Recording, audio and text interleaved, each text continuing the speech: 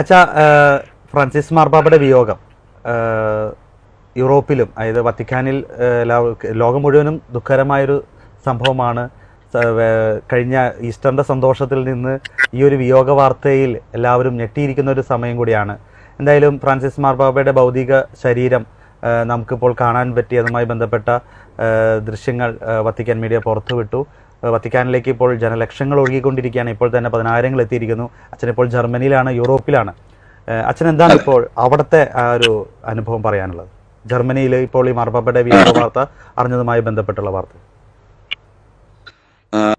ഞാനും പ്രത്യേകമായിട്ട് നമ്മുടെ ലോകം മുഴുവനുള്ള ക്രൈസ്തവരുടെയും അക്രൈസ്തവരുടെയും പ്രതീക്ഷയുടെയും അനുഗ്രഹമയുടെ ഒരു പ്രതീകമായിരുന്ന ഫ്രാൻസിസ് മാർപ്പാപ്പയുടെ വിയോഗത്തിൽ അനുശോചനം ഏർപ്പെടുത്തുകയാണ്. ഇന്നലെ ഞങ്ങൾക്കിവിടെ ഈസ്റ്റർ മൊണ്ടാഗ് എന്ന് പറയുന്ന, അതായത് ഈസ്റ്റർ മൺഡേ സെലിബ്രേഷൻസ് പള്ളികളിൽ നടക്കുന്ന സമയത്താണ് ഈ അറിയിപ്പ് ഞങ്ങൾക്ക് കുർബാന മധ്യേ എനിക്ക് കിട്ടിയത്.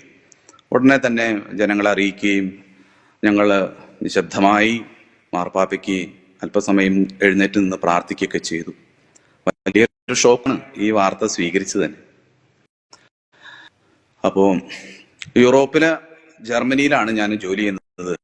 ആ വിശ്വാസികൾക്കൊക്കെ വലിയൊരു പ്രതീക്ഷയുടെ ഒരു വ്യക്തിയായിരുന്നു പരിശുദ്ധ മാർപ്പാപ്പ.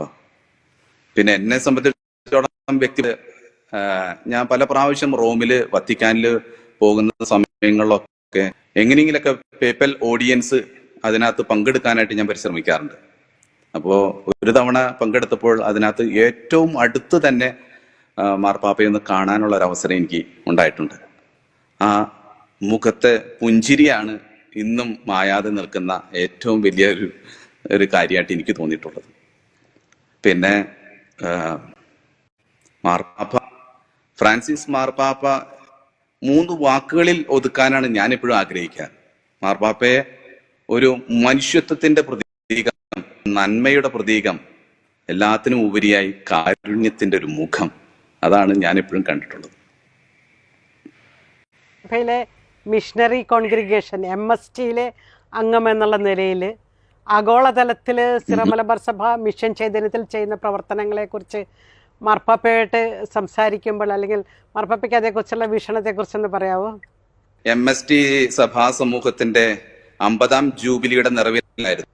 ആ അവസരത്തില് നാട്ടിൽ നിന്നും യൂറോപ്പിൽ നിന്നും ജോലി ചെയ്യുന്ന MST സഭാ സമൂഹത്തിലെ ഏതാണ്ട് ഒരു 50ഓളം വൈദികര് എല്ലാവരും ഒന്നിച്ചുകൂടി നാള് ആലഞ്ചേരി പിതാവിന്റെ നേതൃത്വത്തിൽ തന്നെ ഇവിടെ റോമിൽ വത്തിക്കാനിൽ മാർപ്പാപ്പയിൽ നിന്ന് പ്രത്യേകമായിട്ട് ഒരു അനുഗ്രഹം ഏറ്റുവാങ്ങി അല്ലെങ്കിൽ ഞങ്ങള് ആ 50ാം ജൂബിലി ആഘോഷിക്കാൻ ഇടവന്നിട്ടുണ്ട്. അപ്പോ എനിക്ക് തോന്നുന്നു ആ ഒരു അനുഭവം ഒരു വ്യത്യസ്തമായിട്ടുള്ള അനുഭവമായിട്ടാണ് എനിക്ക് മനസ്സിലായത്. കാരണം പിതാവ് ഓരോ വൈദികനെയും പ്രത്യേകമായി എടുത്തെടുത്ത് കണ്ട് സംസാരിച്ച് അനുഗ്രഹിച്ച ഒരു സമയം.